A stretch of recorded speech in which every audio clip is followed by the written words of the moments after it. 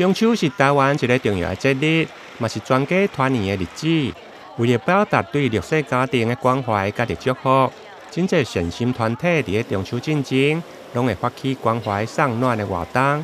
其中，三圣祖先会伫105年成立以来，每年拢会选择一个公所来合作。今年结合中西区公所，将募集的善款帮助中西区20个里，总共160户的弱势关怀户。特别感谢咱三圣祖先会，因为因一直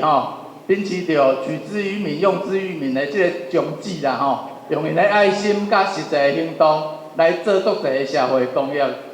只要是地方有需要的所在其实拢看会到因的形影所以伫遮特别感谢。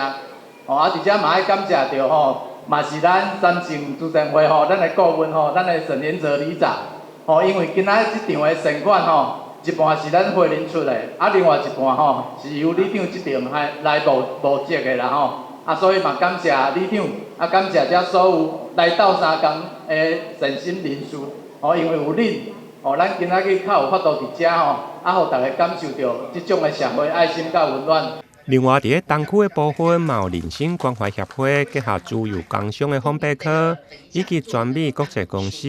伫中秋之前发送予东区自强、中景、关省甲伫富强4个里，总共100多户的弱势家庭一个中秋的礼盒。因为我们这次捐的有4个里，除了刚才我跟大家报告的3个里以外，还有我们的富强里部分非常感谢非常感谢，包括我们的理事长的韧心关怀协会，我们的学校的部分，还有我们的里长的部分，我想持续的做让我们整个社会更加的温暖。中秋佳节，这些善心团体祖先会有钱出钱，有力出力，关注弱势家庭的辅助金，甲伫中秋的礼盒。或者这长辈甲伫弱势族群，嘛应感受到社会的温暖，欢度中秋的佳节。台南新闻林英根采访报道。